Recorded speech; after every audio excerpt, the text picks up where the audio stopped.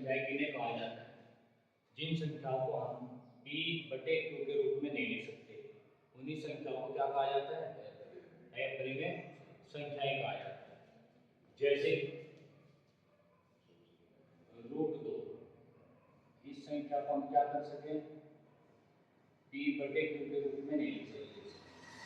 अगर हम √2 का वर्गमूल निकालेंगे, 2 को क्या निकालेंगे? वर्गमूल, तो इसमें आएगा पॉइंट, और चलता रहेगा कभी खत्म नहीं होगा।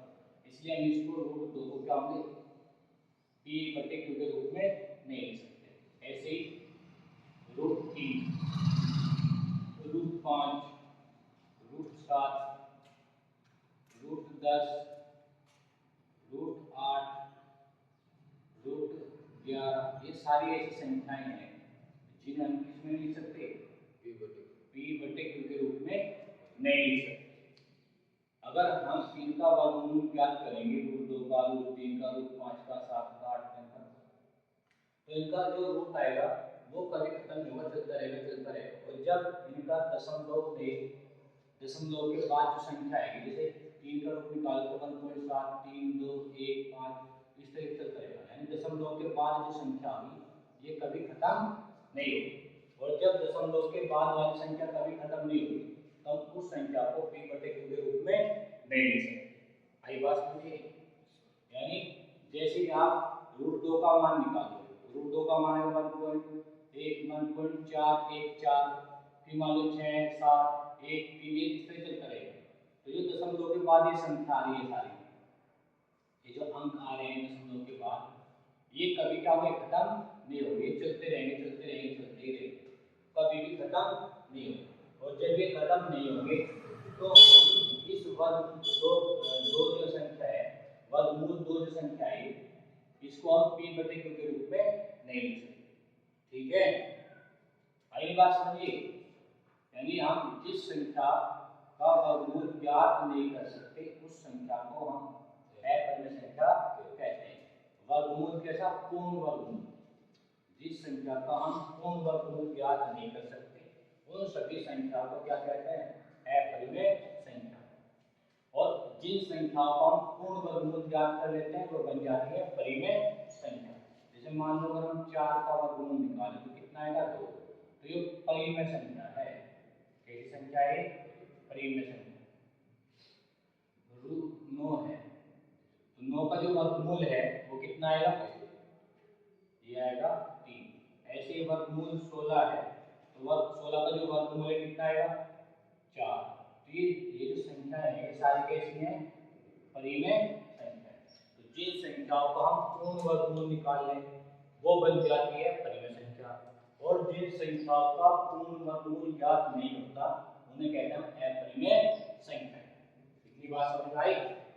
दूसरा, कुछ संख्याएं ऐसे चलती है कि जो संख्याएं दशमलव के बाद कभी खत्म नहीं होती है, उन्हें भी क्या कहते हैं? अपरिमेय संख्या। जैसे देखो 0.1, 2, 1, 1, 2,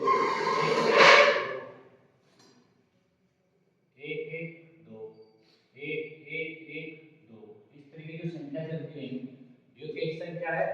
अपरिमेय संख्या। क्यों? क्योंकि इसमें एक का अंक बढ़ता जा रहा है। पहले एक अंक कितनी बार? एक बार, फिर कितनी बार? 2, फिर 3, फिर 4, फिर 5, आगे कितने बार? 6, 7, 8, 9, 10 में चलता रहेगा, कभी खत्म नहीं होगा। और हमने क्या पढ़ा अभी? अगर दशमलव के बाद जो संख्या आती है अगर वो खत्म नहीं होती है तो ये संख्या कैसी बन गया? अपरिमेय संख्या। जिन संख्याओं में दशमलव के बाद जो अंक आता है अगर वो खत्म नहीं होता यानी कि नहीं रुकता, चलता ही रहता है, उस संख्या को हम क्या कहते हैं? अपरिमेय संख्या। जैसे मान लो 17.1, 2, ठीक, 2, या ऐसे लिख लो 2, 1, 2, 2, 1, 2, 2, 1, 2, 2, 2, 1, 2, 2, 2, 1, ऐसे चलता रहेगा ये आगे भी। तो देखो दशमलव के बाद जो अंक आ रहे हैं ये कभी खत्म नहीं होंगे। 2 अंक जो है वो बढ़ता जा रहा है, 2 यहाँ एक बार, यहाँ 2 बार, यहाँ 3 बार, यहाँ 4 बार, यहाँ कितनी बार आ रहा है 5 बार, फिर आगे 6 बार, फिर 7 बार, 8 बार चलता रहेगा। यानी दशमलव के बाद ये जो अंक आ रहे कभी भी खत्म नहीं होंगे। तो इसलिए जो 17.1211 जो संख्या है, इस संख्या को किस संख्या कहेंगे, अपरिमेय संख्या। तो अपरिमेय संख्या को पहचानने के लिए किन बातों का ध्यान रखना है, 2 बातों का, कि जिन संख्याओं का पूर्ण वर्गमूल ज्ञात नहीं हो सकता वे संख्या कैसी है, अपरिमेय संख्या, और जिन संख्याओं में दशमलव के बाद अंक कभी खत्म नहीं होंगे उन संख्याओं को भी हम क्या कहते हैं, अपरिमेय संख्या। जैसे ये 2 उदाहरण लिखे हैं, दशमलव के बाद अंक बढ़ते जा रहे हैं, घटते जा रहे हैं, तो ऐसी संख्या कैसी है, अपरिमेय संख्या है। और ये संख्या कैसी है, इन संख्या का पूर्ण वर्गमूल ज्ञात नहीं कर सकते। ये इस तरह की जितनी भी संख्याएं होंगी ये भी क्या होंगी, सब अपरिमेय संख्याएं होंगी। आगे बात समझिए, अपरिमेय संख्या किसे कहते हैं। तो जो अपरिमेय संख्या है इसकी परिभाषा क्या बनेगी, कि जिन संख्याओं को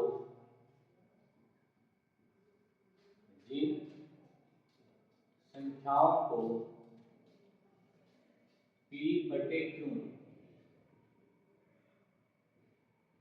के रूप में नहीं लिखा जा सकता है, क्या कहलाती है, अपरिमेय संख्याएं कहलाती हैं। जैसे अभी आपको उदाहरण दिए, वर्गमूल 2, वर्गमूल 3, वर्गमूल 5, वर्गमूल 6, वर्गमूल 7, 8, वर्गमूल 10, वर्गमूल 11, वर्गमूल 12, यानी इनके बीच में से वे संख्याएं निकल जाएंगी जिन संख्याओं का पूर्ण वर्गमूल ज्ञात कर सकते हैं। जिनका पूर्ण वर्गमूल ज्ञात कर लेंगे वे परिमेय संख्या बन जाएंगी, जिनका पूर्ण वर्गमूल ज्ञात नहीं होगा वे अपरिमेय संख्या बन जाएंगी। पहला तो ये है, और दूसरा ये है कि दशमलव के बाद जो जिन संख्याओं में दशमलव के बाद आने वाले अंक अगर खत्म नहीं होते, समाप्त नहीं होते, वे संख्या भी कैसी बन जाती है, अपरिमेय संख्या। जैसे ये उदाहरण दिया हुआ है, दशमलव के बाद ये जो अंक आ रहे हैं बढ़ते जा रहे कभी खत्म नहीं होंगे, तो ये संख्या कैसी है, अपरिमेय संख्या। इस संख्या में भी दशमलव के बाद ये अंक बढ़ते जा रहे तो ये संख्या भी कैसी संख्या है, अपरिमेय संख्या। नोट करो इसे। अब हम पढ़ेंगे अपरिमेय संख्याओं पर आधारित संक्रियाएं। अपरिमेय संख्याओं पर आधारित संक्रियाएं यानी संक्रियाएं क्या है,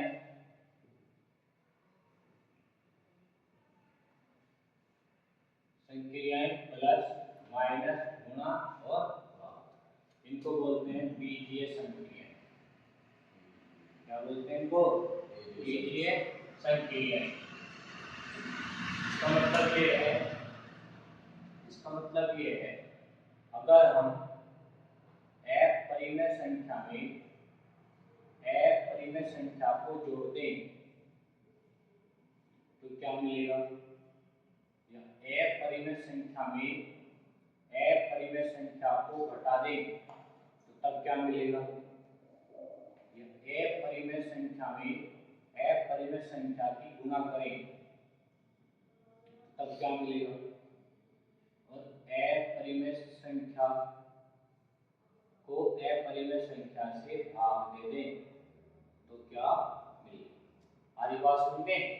अब ध्यान दो, अगर हम अपरिमेय संख्या में अपरिमेय संख्या को ही जोड़ दें तो हमें क्या मिलेगा, अपरिमेय संख्या ही मिलेगी।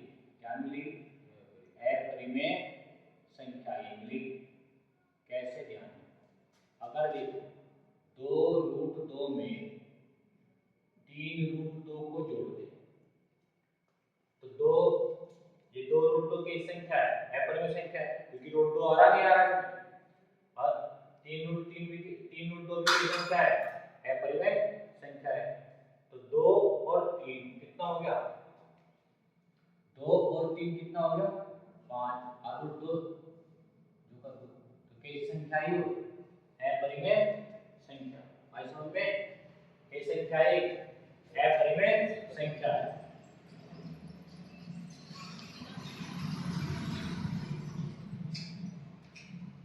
ऐसे ही अगर हम अपरिमेय संख्या में से अपरिमेय संख्या को माइनस करें तो तब भी क्या मिलेगा अपरिमेय संख्या ही मिलेगी।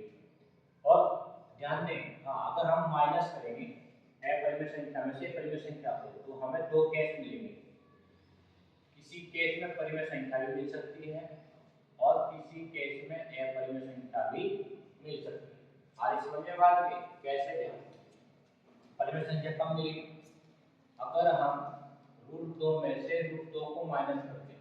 रूट 2 में से रूट 2 को माइनस करेंगे अपरिमेय संख्या नहीं रूट 2 माइनस अपरिमेय संख्या रूट 2 भी कैसे अपरिमेय संख्या है नहीं तो रूट 2 से रूट 2 कट जाएगा क्या आएगा 0 और 0 कैसी संख्या है परिमेय संख्या।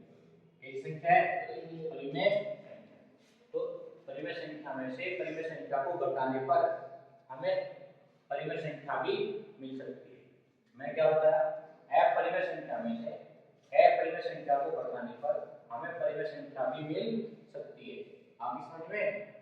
दूसरा अपरिमेय संख्या कब मिलेगी जैसे रूट 3 में से रूट 2 को माइनस करें तो ये कैसी संख्या है अपरिमेय संख्या। आगे समझ में रूट 2 रूट 3 माइनस रूट 2 ये ऐसे लिखा जाएगा रूट 3 माइनस रूट 2। आगे का समझ में बात है नहीं आ रही।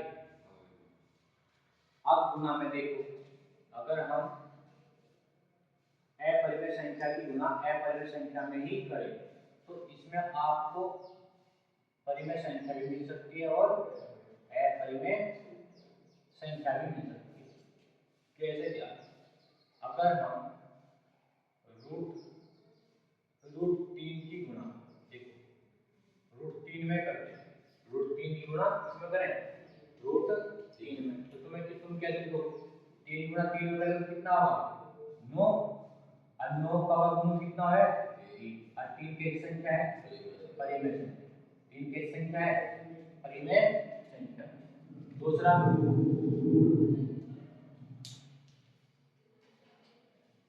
है अगर हम 0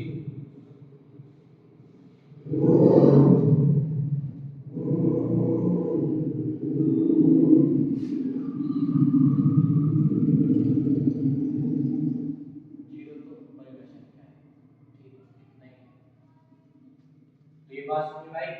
अगर हम रूट 3 की मल्टीप्लाई रूट 3 में करें तो क्या आएगा वर्गमूल 9 और 9 का वर्गमूल कितना है 3। अब अपरिमेय संख्या देखो ये रूट 2 की मल्टीप्लाई रूट 3 में करें तो 2 दिया 6 आएगा नहीं और 6 का वर्गमूल क्या होगा पूर्ण वर्गमूल नहीं आएगा। 6 का वर्गमूल ज्ञात करेंगे तो पूर्ण वर्गमूल नहीं आएगा दशमलव में आएगा और दशमलव में आने के बाद वो चलता ही रहेगा चलता ही खत्म नहीं होगा। तो इसलिए जो रूट 6 ऐसी संख्या है अपरिमेय संख्या। आधी बात समझ में ये कैसी संख्या है अपरिमेय संख्या। तो अगर अपरिमेय संख्या गुना अपरिमेय संख्या में करेंगे तो हमें परिमेय संख्या भी मिल सके और अपरिमेय संख्या भी मिल सके दोनों परिणाम प्राप्त हो सकते हैं। ऐसे ही भाग में करना भाग में भी क्या होगा आपको दोनों संख्याएं मिल सकती है परिमेय संख्या भी और अपरिमेय संख्या भी। ठीक है कैसे देखो अगर हम रूट 3 को रूट 3 से भाग करेंगे तो रूट 3 कम रूट 3 एक आएगा नहीं आएगा और एक कैसी संख्या है एक है परिमेय संख्या और ये कौन सी अपरिमेय संख्या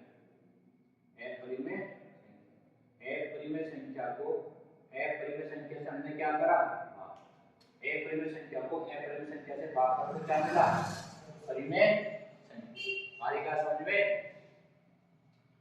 यहाँ ध्यान दो अगर हम रूट 3 को कैसे भाग करें रूट 2 से भाग करें तो क्या आएगा इसका इस पे भी रूट है और इस पे भी रूट है। जब ऊपर की संख्या पे रूट हो नीचे की संख्या पे 2 तो हम ऐसे लिख लें 3/2 और पूरे पे क्या लगा दें 2। तो जब आप 2 से 3 को भाग करोगे तो कितना मिलेगा आपको वही पॉइंट 1.5। अब इसका जब दशमलव निकालोगे तो क्या आएगा पूर्ण वर्गमूल आएगा नहीं, यानी दशमलव में आएगा, वो दशमलव में चलता रहेगा कभी खत्म नहीं होगा। तो अपरिमेय संख्या को अपरिमेय संख्या से भाग देने पर यहाँ क्या मिली हमें अपरिमेय संख्या, एक संख्या मिली अपरिमेय संख्या। आगे समझिए बात।